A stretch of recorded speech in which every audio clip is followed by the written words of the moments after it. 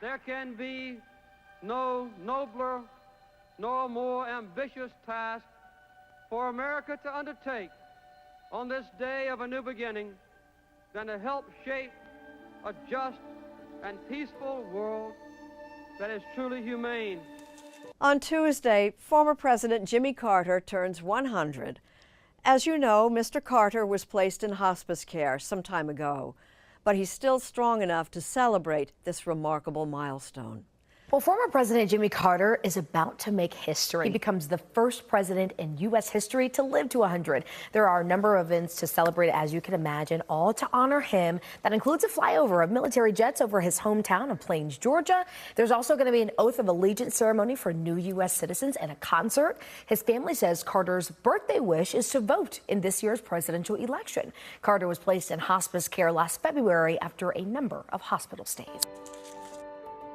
Jimmy Carter was the 39th President of the United States, Governor of Georgia, and a tireless advocate for peace and human rights around the world. James Earl Carter Jr. was born on October 1, 1924 in Plains, Georgia, a small southern town of just several hundred. Carter was the eldest son of James Sr., a well-to-do peanut farmer, and Lillian Gordy Carter, a successful nurse. Raised on their farm alongside his siblings, Gloria, Ruth, and Billy, Jimmy devoted himself to the family peanut business through the lean years of the Great Depression. On July 7, 1946, Carter married fellow Plains native Rosalynn Smith, and together they had 4 children. After his father's death in 1953, Carter took on his father's role on the peanut farm. Before long, Carter would feel the call of public service. In 1962, Carter won a seat in the Georgia State Senate. He soon set his sights on the office of governor, fighting through 2 difficult campaigns before he was finally sworn in on January 12, 1971. Publicly denouncing segregation, Carter became the face of the New South. In the wake of countless federal scandals, Carter saw an opening on the national stage. On December 12, 1974, he announced his candidacy for president. I can't promise that I will always be right, but I can promise you that I will never be satisfied with less than the best. Carter began as a relative unknown in a crowded race. There was a major headline on the editorial page of the Atlanta Constitution that said Jimmy Carter is running for what? But with his rigorous campaign schedule and down-to-earth persona, Carter handily won the Democratic nomination. My name is Jimmy Carter, and I'm running for president.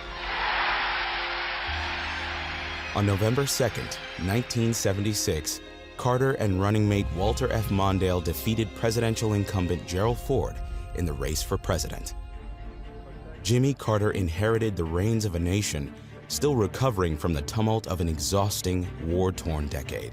We are a proudly idealistic nation, but let no one confuse our idealism with weakness. Carter focused his domestic efforts on energy. We now believe that early in the 1980s, the world will be demanding more oil than it can produce. In 1979, an oil shortage threw the country into a massive energy crisis. As drivers lined up for blocks in the summer heat to fill their gas tanks, Carter called on Americans to scale back their individual consumption. Every act of energy conservation like this is more than just common sense. I tell you, it is an act of patriotism. Carter approached his foreign policy with forceful optimism. He avoided military escalation, favoring a calm, diplomatic approach instead.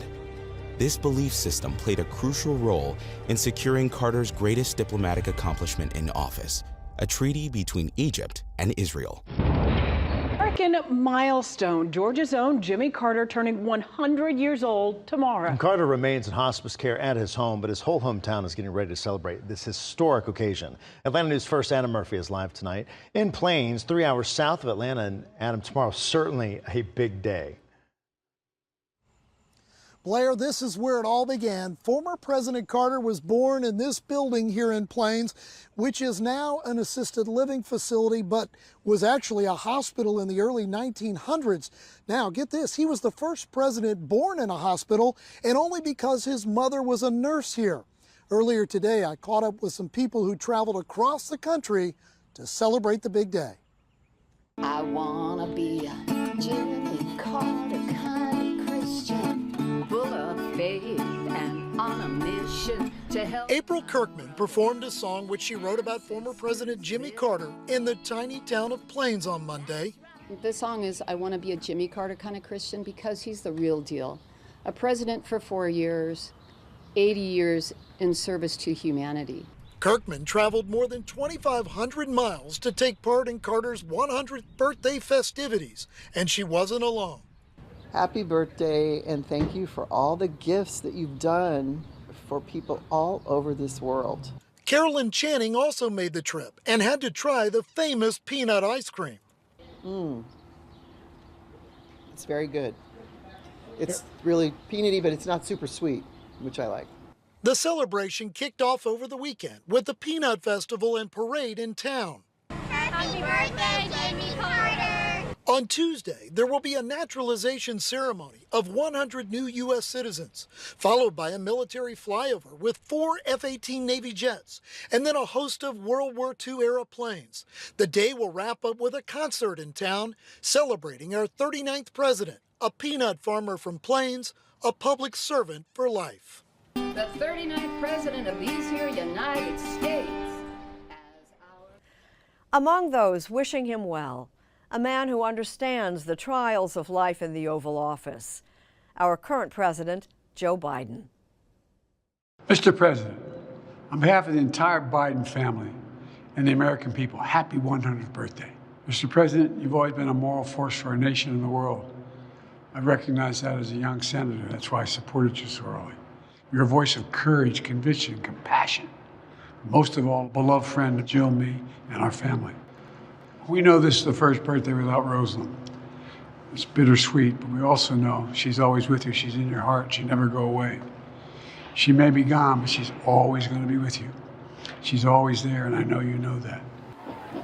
Your hopeful vision of our country, your commitment to a better world, and your unwavering belief in the power of human goodness continues to be a guiding light for all of us. Very good. You know, you're one of the most influential statesmen in our history. Even after you left office, the moral clarity you showed throughout your career showed through again in your commitment through the Carter Center and the Habitat for Humanity. Resolving conflicts, advancing democracy, preventing disease, and so much more. It's transforming the lives of people not only at home but around the world. Put simply, Mr. President, I admire you so darn much. Jill and I send to you and your incredible family our love. May God continue to bless you, Mr. President. You've been a good friend.